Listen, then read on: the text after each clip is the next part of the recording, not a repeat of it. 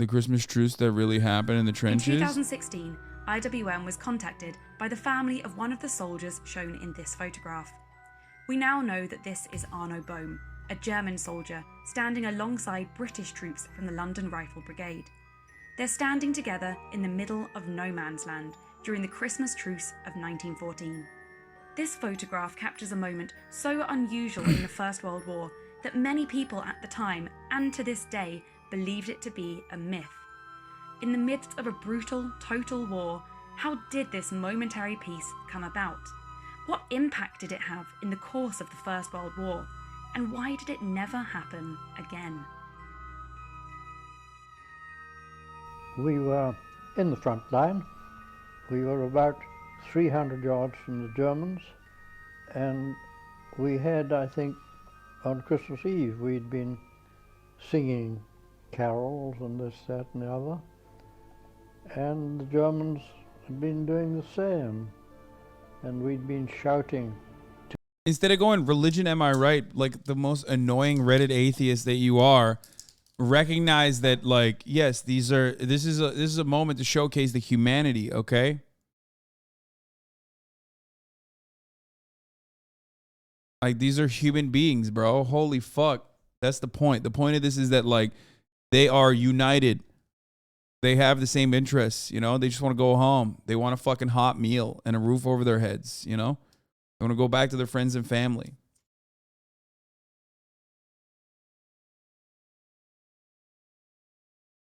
It's not even about Christmas. It's not about religion. It's about, it could have been anything. I mean, that's why I brought up the football example, okay? Because it's like, that's another thing, you know? These are the same class. These are just working class folk who are given a fucking rifle to either defend their homeland or because, like, they've been fucking geared into thinking that, you know, they're going to take over Paris or whatever. To each other, sometimes rude remarks, more often just joking remarks. Eventually, a German said, "Tomorrow, you no shoot, we no shoot."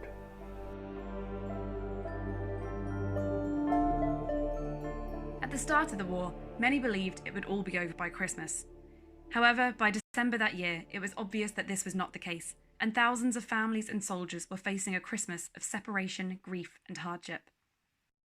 So for those soldiers who are in the trenches over winter 1914, the conditions would have got gradually worse and worse. You got a lot of rain, a lot of frost, and the general living conditions would have been terrible. Yes, the stitching scene did sound like machine gun fire. I did notice that, yes.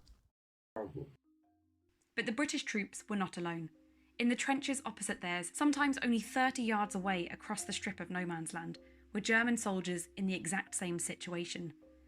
There was lots of opportunity for each side to communicate with the other. And this was a regular thing which happened right from the start of trench warfare. But communication would often be in the form of soldiers from one side shouting. These guys said times like that is so over. Did you hear the story of Wagner executing their own with a sledgehammer? Bro, 17 million people died in World War I. What the fuck are you talking about? Like, you think they didn't do brutal shit back then? They were using flamethrowers, dog. The fuck do you mean? War is the most unchanging thing, okay? As far as, like, human existence goes, us being brutal to one another is not new, and it's not old, and it's not going to ever fucking go away. Yeah, I did see that. Like, you're nuts, though, to think that, like, this was, you know, these guys were using gas on one another. They were using conventional weapons that are no longer allowed, okay? World War I is, like, one of the more brutal ones. What the fuck? Like, they literally were like, yeah, some of that shit was so crazy, we can't do that again, okay? Shouting over insults to those in the other trenches. But what was interesting at Christmas is that both sides actually started to communicate in more friendly terms. It really began with the Germans singing Christmas carols and setting up Christmas trees on top of their parapets. And so they came to very much empathise with one another. I remember very well Christmas. I remember the Christmas day when the German and the French soldiers left their trenches, went to the barbed wire between them with... Yeah, World War I was so good, they were like, we need to have a second one, okay? We need to... They were like, World War I's so nice, we got to do it twice. Straight up. There was a fucking sequel. Spoiler alert for all of you out there who are oblivious to the history of the planet, but... champagne and cigarettes in their hands and had feelings of fraternization and shouted they wanted to finish the war. And that lasted only 2 days, 1.5 really. And then strict order came that no fraternization was allowed and we had to stay back in our trenches. The Christmas truce varied in different parts of the front line. Ceasefires were hastily arranged, sometimes to enable the collection and burial of bodies or to allow the trenches to be repaired. In other cases, the soldiers simply enjoyed fraternizing with the other side.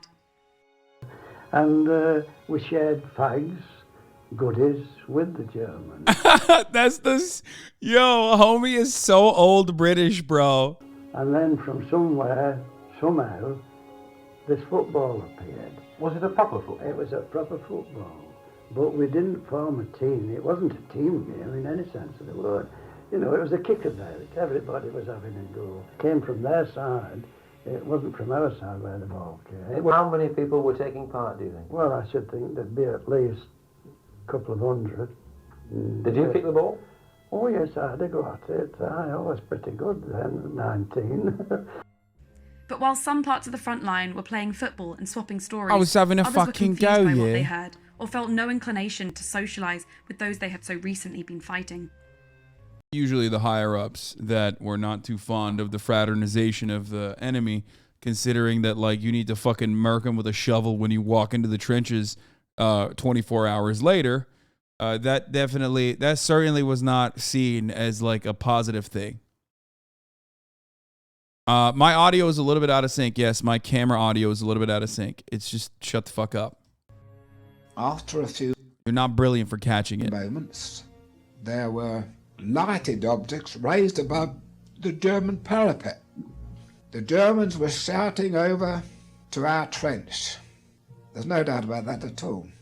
And before we could take any action or do anything, we were ordered to open rapid fire, you see, which we did. I'm so scared that there's going to be some fucking Our TOS. rapid fire. They simply carried on with their celebrations and were having a very fine time indeed. They certainly were not going to do it anymore. They thought that we were idiots, I suppose we were. Well, not us, but the command, you see. The way that trench warfare Yeah, I know it's a cigarette, dude. What are you saying? was organised in the First World War, each sector was very distinctive, and so you wouldn't necessarily know what was happening in the sector next door to you. And you do get stories of one area of the front where they're experiencing a truce, but then suddenly they get fired on by the troops in the next sector who don't realise what's happening. For those soldiers not involved, the truce must have seemed unbelievable, and even more so for those back. The French were less inclined to the British because they were on their land after all. Yeah, no, I know. They were understandably a little bit more pissed off at the Germans and basically humiliated them every step of the way, which the Germans did deserve, for the record. Back home. For months. Not the German people, but like Germans as a whole in that situation. Like, I mean, come on, bro, you can't do that. You can't be like, oh man, everyone else is doing imperialism out there. Maybe I should do imperialism in my backyard. I don't like that we got cut out of going into Africa in the same way that these motherfuckers did. You know, we're a bit landlocked here, so let's just make do with what we got going on.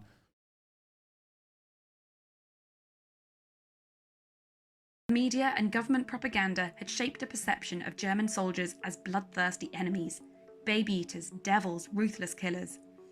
But news of the remarkable Christmas truce soon spread abroad. By the end of December, letters and photos arrived home, and newspapers began to publish accounts of the truce. My father was delighted to have a letter giving such a description.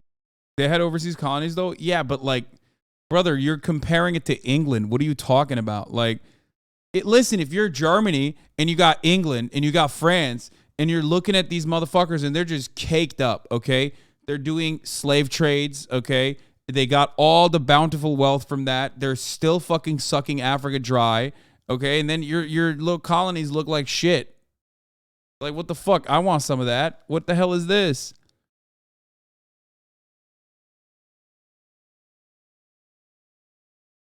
Events, and he sent them up to the Daily Telegraph. I got into a frightful rocket. That showed up that it must have been me who wrote it, and Mossy got hold of me, gave me an awful dressing down for daring to write to the press. But of course I didn't. My old man wrote to the press. These photographs were taken on personal cameras that some soldiers had taken with them into the trenches. Photography in the trenches was discouraged for obvious reasons, but during the Christmas Truce of 1914, soldiers on both sides of the trenches could not resist the opportunity to document such a unique event. At the beginning of January 1915, the newspapers suddenly start printing these letters, and to begin with, there was a certain amount of disbelief, but then over time, suddenly photographs started to appear as well. And by that time, the evidence was clear that this did happen. It wasn't a myth. And the media at the time absolutely loved it. There were lots of discussions in the newspapers about whether this was a good thing or a bad thing. And, you know, in a way, it's a wonderful snapshot of Christmas 1914 when attitudes were still slightly... When we see imagery from war like this that humanizes like the American soldiers and shit, it's so disproportionate, the warfare now, because you're not like having two state actors with like, you know, evenly matched gear, I guess, to a certain degree, that like it is almost always to just make it seem like it's like cop propaganda, you know, when the cop goes into the fucking black neighborhood and plays basketball, it's like that. This was, you know, both sides being fucking duped in one way or the other, or being sucked into a war that they did not they would have been better off not doing.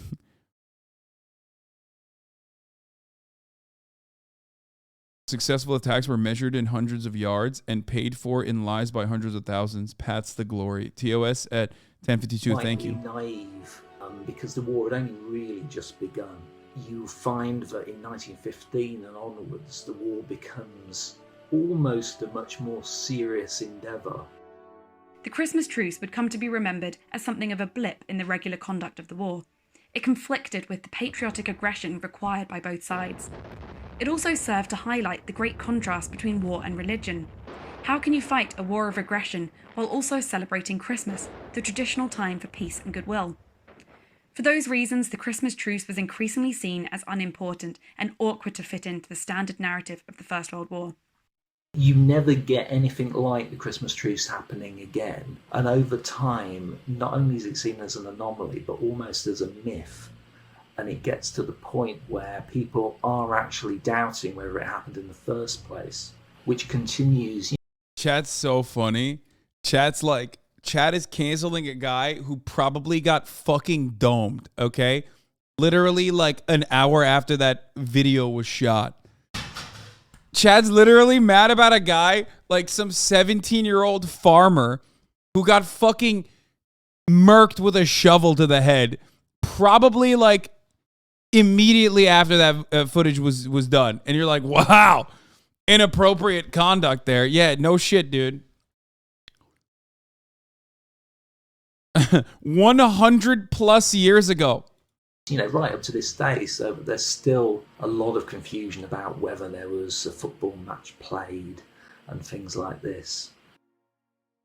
Where's the TOS? We didn't cross to France until March of 1915. But although it would be arrogant to say that the thing didn't actually take place, I very much doubt whether anything of the nature or magnitude that has been claimed for it took place at all. Now, the purpose of that barbed wire in the trenches was to keep each side in its own place.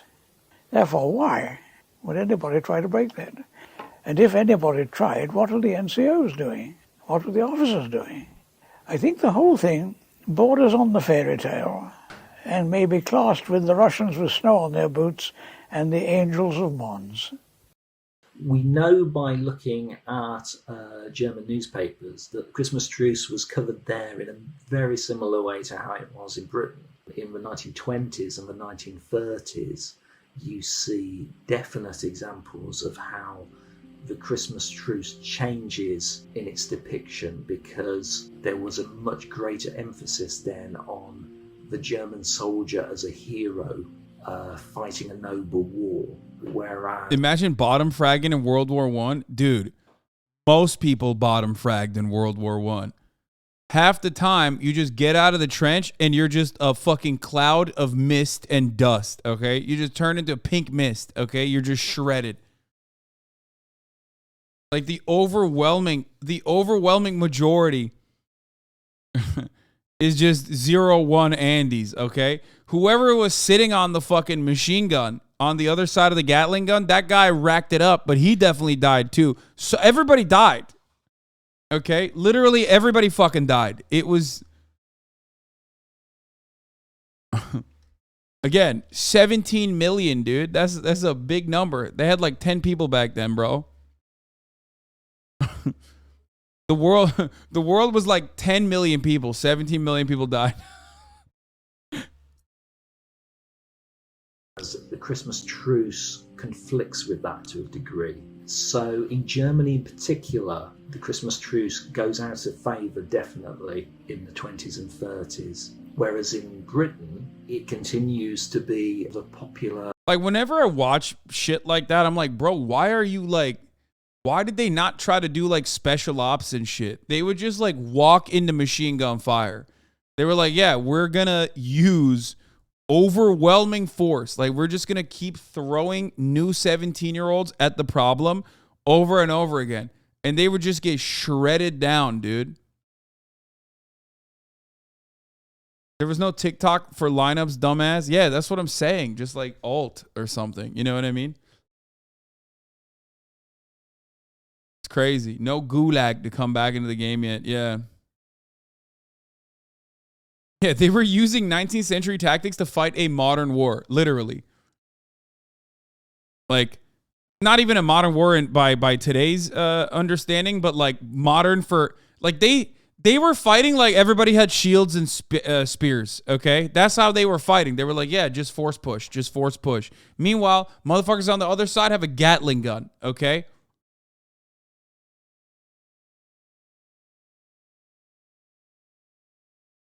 Really should have figured out the patch notes after the first one. Like, me, I'm built different, okay? I see that Gatling gun, I'm like, nah, I'm not going up there, bro. No shot.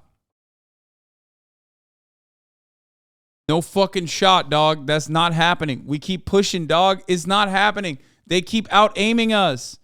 They have a better angle. We need to stop. We need to stop pushing over and over again, dude.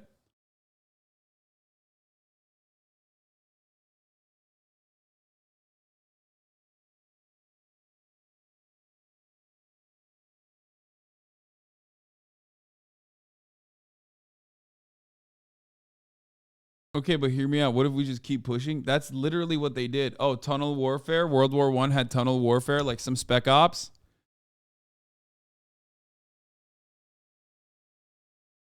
The other part of the problem is that like they kind of kill you. You get team killed pretty hard if you don't do that as well. They should turn team kill off. Okay, rookie mistake. Literally one of the quickest things you got to do is turn off team kill. No shot. Okay. Team kill, very much on. Not good. Okay?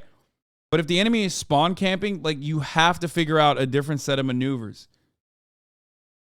I mean, it was pretty OP though. They would get machine gunned by planes. They'd be dropping fucking poison and bombs. And then also on top of that, they're like forcing you to fucking rush like head first into Gatling gun fire. It's not good. You wouldn't have survived in my regiment back in 1914 with that attitude, young Turkish man. Yeah.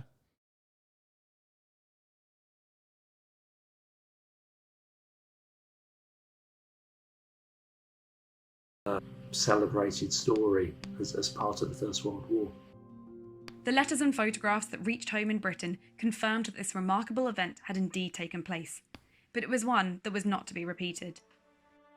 The Christmas Truce was unique, and nothing like it happened again to that scale. And the reasons for this are varied. Immediately after the truce, the high command of both sides stepped in to make sure that fraternisation and ceasefires like this would not happen in the same way. But also, in the long term, the real reason that truces like this didn't happen is that the war changed. Didn't Hitler find the trenches for Germany during World War I? Pretty sure he got hit with a chlorine gas attack too. Yeah, Hitler's mustache. I don't know if this is one of those like old ass memes or not, but Hitler's mustache literally is so that he could keep a mustache while wearing a gas mask, right? That's where that comes from. Like the Hitler stash was literally for, that was the utility, I thought. The mustache thing is not real. So what was it then? That is apocryphal? Oh, damn it. I always wanted to believe it. No, he was a big fan of Charlie Chaplin. He cut his stash after gas was already leaking through.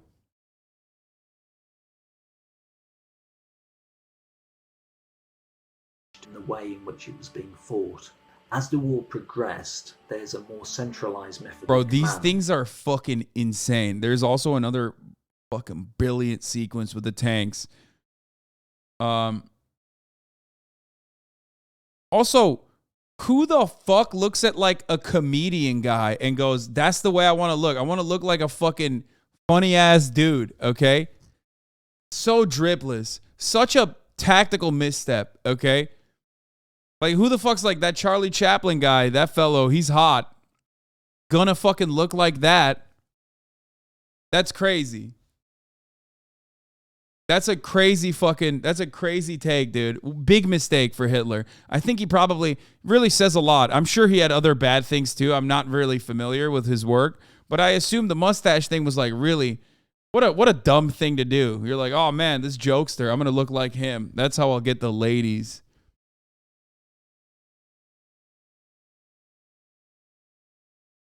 Just looking goofy as fuck, bro, with that weird ass mustache. Hearing this makes me think you would have zero riz in the early 1900s.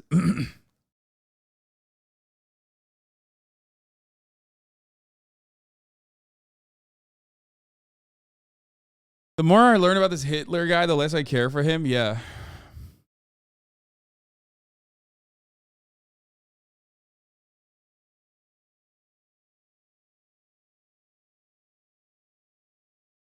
Those in the front line would have been forced into constant aggression. You would have had artillery and trench mortar units constantly going. And also, of course, as the war progressed, it took a far nastier The Chapman staff with the fuckboy look back gas then, maybe. warfare introduced an increasing number of civilian casualties. You also get incidents like the sinking of the Lusitania.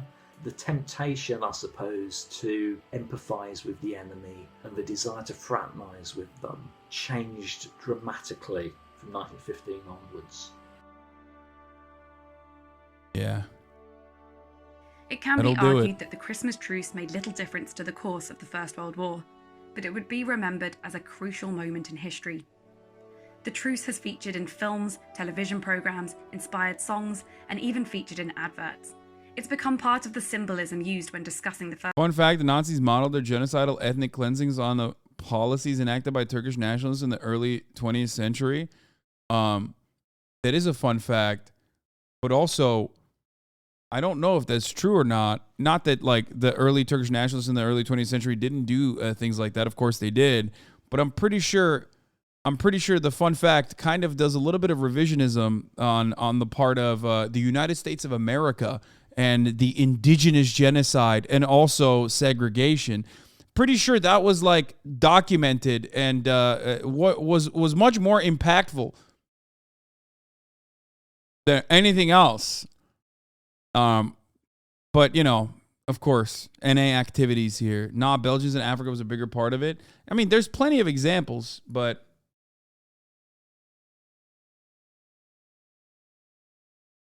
the eugenicists in America certainly was the Bracero program, the eugenicists in America, the eugenicist movement in America, and the treatment of indigenous populations was certainly a big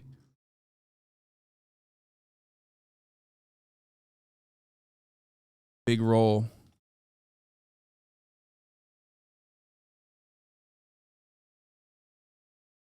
First World War, as synonymous with that conflict as poppies, mud, and war poets. This unique event has become legendary, in part because the idea of peace at Christmas in such an unlikely place is an irresistible story. But its enduring legacy is also due to these incredible photographs and the interviews from those who were there, documenting an event that to so many still seems wholly unbelievable. Anyway.